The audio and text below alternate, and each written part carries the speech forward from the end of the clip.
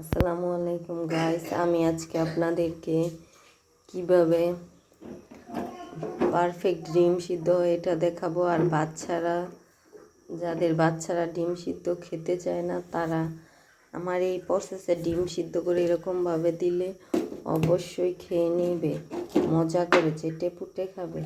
তো আমি এখন আমার 3 রাজকন্যার জন্য 3টা ডিম নিয়েছি। ডিমগুলো সিদ্ধ হওয়ার জন্য ভালোভাবে একটু লবণ দিয়ে দিলাম। এখন অপেক্ষা করি ভাপ আসা পর্যন্ত। এই যে ডিমে পানিতে ভাপ এসে পড়েছে। এবার চুলার আঁচটা লো মিডিয়ামে দিয়ে দিলাম। চুলার আঁচটা লো মিডিয়ামে দিয়ে দিলাম। এরকম লো মিডিয়ামে আঁচ থাকলে ডিমটা ভালোভাবে সিদ্ধ হবে আর খোসা ছাড়াতেও সহজ হবে। এই যে ডিমগুলো একটু উল্টে দিচ্ছি, তাহলে পিঠ ভালোভাবে সিদ্ধ হয়ে যাবে আর খোসাটাও সহজে ভালোভাবে ছাড়ানো যাবে।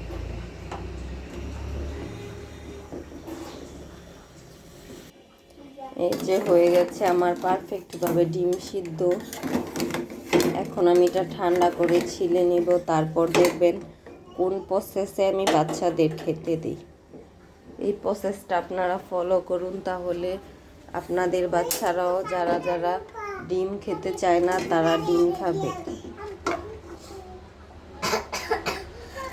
ঠান্ডা পানিটা ফালিয়ে নিলাম, গরম পানিটা ফালিয়ে নিলাম, ঠান্ডা পানিটা দিয়ে দিচ্ছি। ঠান্ডা পানিটা দিয়ে দিয়েছি। এবার একটু ঠান্ডা হলে ডিমটা সিদ্ধ করবো। ডিমগুলো ঠান্ডা হয়ে গেছে, এখন ডিমগুলো ছিলে নিব। দেখুন কীভাবে ছিলে।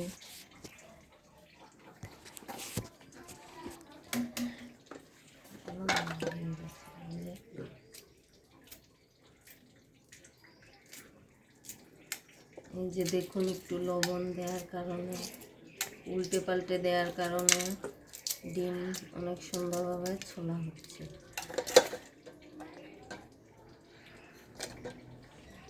আর একটা ছুটতেছি।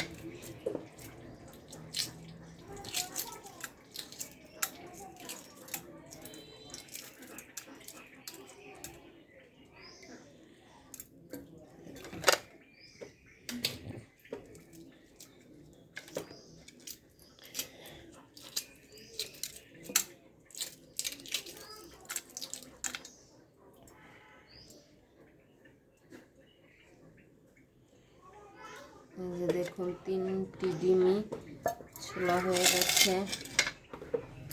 এবার কোন প্রসেসে খাওয়াই। এই যে মাঝখান দিয়ে কেটে নিলাম। এই যে কেটে নিয়েছি। এবার দিয়েছি সস, দিয়ে দিচ্ছি।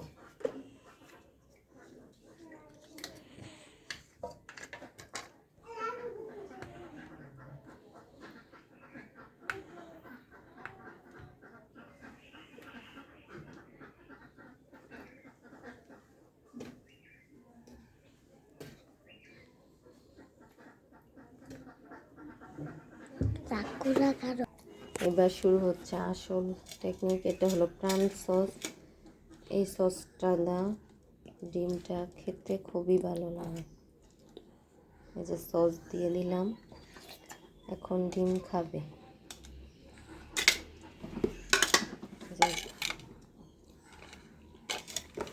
আর দিয়ে দিব একটু লবণ।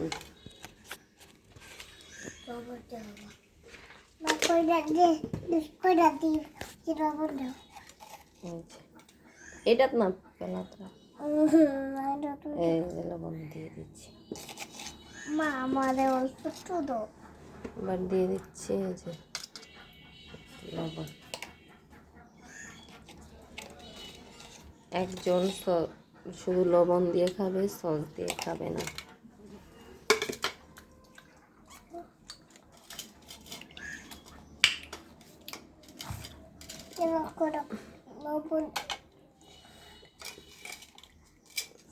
সাউদা, কেমন হয়েছে ডিম সস দিয়ে খেতে?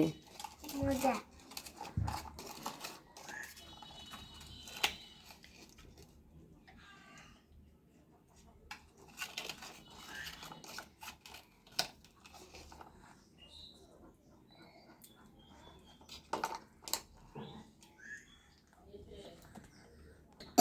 এই যে আপনারা যদি এই প্রসেসে ট্রাই করেন তাহলে দেখবেন বাচ্চাদের খাওয়ার আগ্রহটা অনেক বেড়ে যাচ্ছে, আর ডিমটা খেতে অনেক মজা লাগে সস দিয়ে।